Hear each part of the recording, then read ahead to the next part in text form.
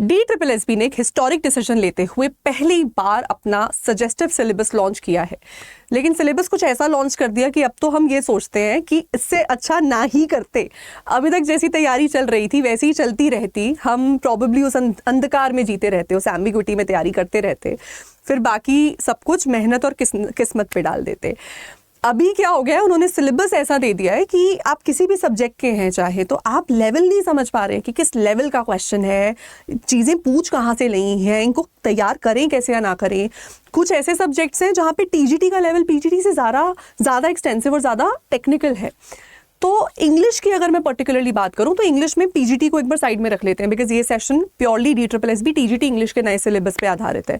तो मैं बात करूंगी सिर्फ टीजीटी इंग्लिश के नए सिलेबस पे कि ये जो बदला सिलेबस आपको आ गया है, अब आपको इसका प्रिपरेशन कैसे करना है उसको देखना है, ठीक है। सो मेरे पीछे इस वक्त ये ऑफिशियल PDF है DSSB का, जो उन्होंने इंग्लिश टीजीटी के लिए रिलीज़ किया है। चाहे आप डायरेक्टोरेट ऑफ एजुकेशन के स्कूल्स के लिए तैयार कर रहे हैं, चाहे आप NDMC के स्कूल्स के लिए तैयार कर रहे हैं, म्यूनिसिपल कॉर्पोरेशन के, आइदर वेज आपको यही सिलेबस की तैयारी चाहिए DSSB TGT एग्जाम को क्वालिफाई करने के लिए। उन्होंने यहाँ टाइटल्स दे दिए पेपर के कि इंडियन क्लासिकल भी पढ़ना है, यूरोपियन क्लासिकल भी पढ़ना है ना, इंडियन राइटिंग भी पढ़ना है, ब्रिटिश पोइट्री ड्रामा इतने से इतना पढ़ना है। तो ये देख के पहली दफ़ा समझ सा आ जाता है कि ये कुछ बनाया हुआ सिलेबस नहीं है, ये कहीं से उठाया हुआ सिलेबस है, ठीक है। और नीचे आ जाओ, अब वो बोलेंगे डिसिप्लिन सेंट्रिक इलेक्टिव्स भी हैं। तो ये इलेक्टिव्स वगैरह रखने का कॉन्सेप्ट कहाँ होता है? ये होता है कॉलेजेस के करिकुलम में। दिल्ली यूनिवर्सिटी में करंटली CBCS मेथड या फिर क्रेडिट बेस्ड सिस्टम यूज़ किया जा रहा है। मतलब आपको कुछ सर्टेन परसेंटेज का क्रेडिट अपना कंप्लीट करना है अपने कोर सिलेबस से, जो आपका ये ऊपर कोर सिलेबस है। इसके अलावा आपको कुछ एडिशनल क्या कहते हैं एग्जामिनेशंस देने पड़ेंगे इन एवरी सेमेस्टर, जिससे आप अपने बचे हुए क्रेडिट्स को कंप्लीट करते हैं। अब उसमें उन्होंने जो है इस तरीके के राइटिंग एबिलिटी बेस्ड टॉपिक्स दिए, जैसे कि MIW in English translation, literature of Indian diaspora, literary criticism, literary theory, research methodology, और तो और छोड़ो, काफ़ी उल्टे सीधे पेपर के टाइटल्स भी उठा के डाल दिए। मीडिया कम्युनिकेशन स्किल्स का कोई लेना देना नहीं है हमारे एग्जाम से, ठीक है। और इंडियन डाइवर्सिटीज, लिटरेरी मूवमेंट चलो फिर भी ठीक है, but text and performance, academic writing skills DSSB PGT English के सिलेबस का पार्ट होता था, उसमें राइटिंग स्किल्स पूछते हैं, TGT में नहीं पूछते। TGT में ये कुछ भी नहीं पूछते हैं जो आपको यहाँ दिख रहा है, थियोरी, क्रिटिसिज्म, लिंग्विस्टिक्स, ये PGT के क्वेश्चंस हैं, TGT के नहीं हैं। तो अब सवाल यहाँ पे ये बनता है कि तैयारी करनी क्या है, कैसे करनी है, इसको कितना फॉलो करें, कितना ना करें।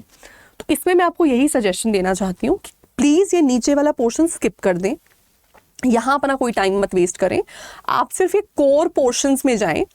आप सिर्फ ये Indian classical writing, European classical writing, तो इंडियन क्लासिकल राइटिंग में आपके महाभारत, रामायण जैसे टेक्स्ट हैं, या फिर फेमस तमिल क्लासिकल वर्क है सिलापट्टिकरम, है ना, अभिज्ञान शकुंतलम है कालिदासा का, भरत मुनि का नाट्य शास्त्र है, कुंटक के वर्क्स, आनंदवर्धन के वर्क्स, अभिनव गुप्त के वर्क्स, है ना, वो सब चीज़ें वो इसमें आ जाती हैं।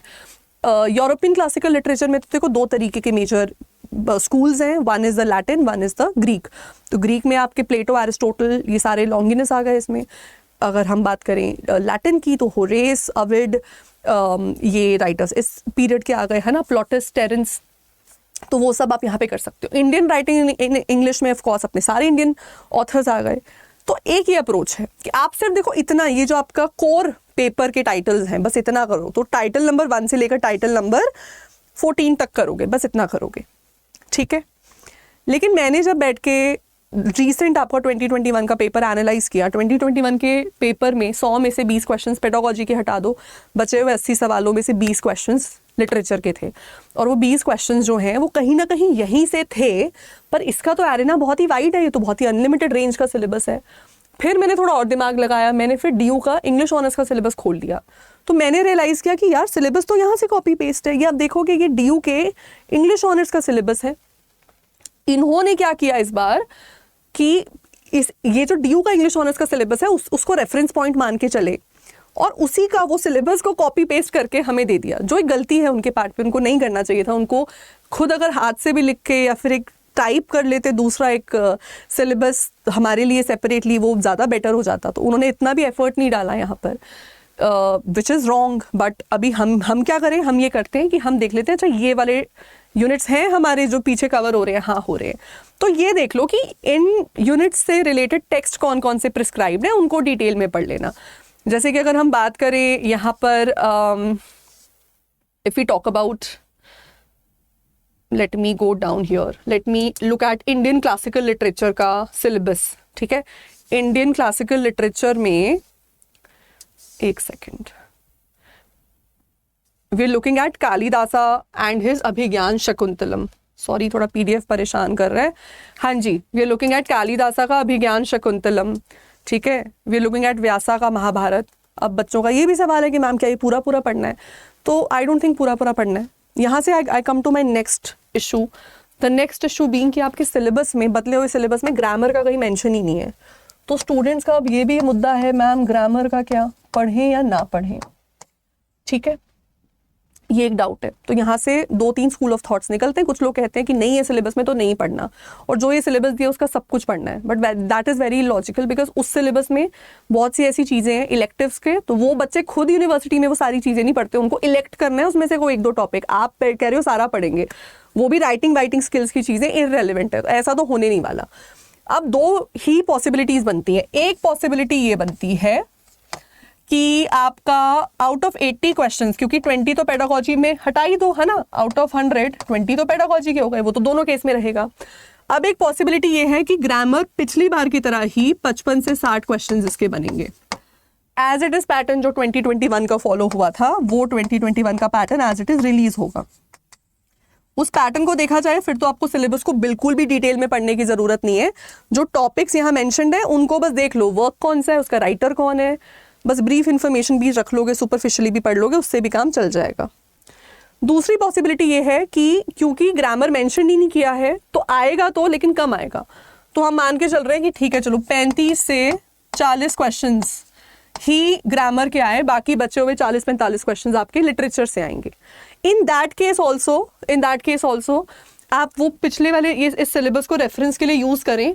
उस केस में भी इसको ज़्यादा डिटेल में मत पढ़ें चीज़ों को। जैसे कि इलांगो अदिगल की बुक ऑफ बांसी है सिलापट्टिकरम में। सिलापट्टिकरम एक तमिल एपिक वर्क है और उसमें इस पर्टिकुलर बुक ऑफ बांसी है। ऊपर से पढ़ लो क्या है वो, ठीक है, ज़्यादा मत पढ़ो। सजेस्टेड रीडिंग्स बिल्कुल भी मत पढ़ो। एक्स्ट्रा रीडिंग्स में बस टाइटल देख लो कि नाट्यशास्त्र भरत मुनि का है, इरावती कर्वे का द्रौपदी है, लाइक दैट। सुपरफिशियल नॉलेज पढ़ लो, उतना काम चल जाएगा। आपको लग रहा है बहुत ही डिटेल में पढ़ना है, ऐसे कोई बहुत डिटेल में नहीं पढ़ना है। टीजीटी का सिलेबस है आफ्टर ऑल।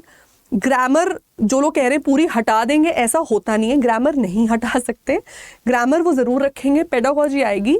हाँ, लिटरेचर पिछली बार 20 क्वेश्चंस आए थे तो उससे पहले 40 भी आए थे। अब हमारे पास रेफरेंस के लिए दिल्ली यूनिवर्सिटी का सिलेबस है, DU का सिलेबस है, इसको रेफरेंस की तरह रखो, यहाँ से पढ़ो बस, ठीक है। तो ये आप अप्रोच अब फॉलो करो अपने नए सिलेबस, बदले हुए सिलेबस के हिसाब से ऐसे तैयारी करनी है। बाकी एक बार जब सिलेबस चेंज होता है तो अगला जो सेशन होता है ये तो देखना बनता ही है उसमें होगा क्या, बिकॉज हम सब भी अपनी ऑफ कोर्स एक्सपर्ट एडवाइस आपको दे रहे हैं, नॉलेज दे रहे हैं, बट उनके मन में क्या है, वो क्या कर देंगे, वो वही जानते हैं। तो ये तो थोड़ा वेट एंड वॉच भी रहेगा कि होगा क्या। बट डरिए मत, सिर्फ इंग्लिश ही नहीं, ऑलमोस्ट सभी सब्जेक्ट्स में उन्होंने इस तरीके से मामला ऊपर नीचे कर दिया है, सभी स्टूडेंट्स को एंग्शियस कर दिया है, हमें भी किया है। लेकिन आप ये अगर अप्रोच फॉलो करेंगे तो मुझे लगता है आप बहुत अच्छे से तैयारी अपनी कर पाएंगे। ग्रामर मत छोड़ना, ग्रामर आपको जनरल पेपर के लिए भी चाहिए ही होगी, उसके अलावा यहाँ पर भी जो है यूज़फुल रहेगी, पक्का रहेगी, ठीक है। चलिए, आई होप ये सेशन आपको अच्छा लगा, मेरी एडवाइसेस आपको अच्छी लगी। कुछ भी और शेयर करना चाहते हैं तो वीडियो के नीचे कमेंट सेक्शन में लिख के मुझे ज़रूर बताइएगा। बाकी ऐसी और वीडियोस के लिए सब्सक्राइब कर दीजिए हमारे ऑफिशियल यूट्यूब चैनल को। Thank you.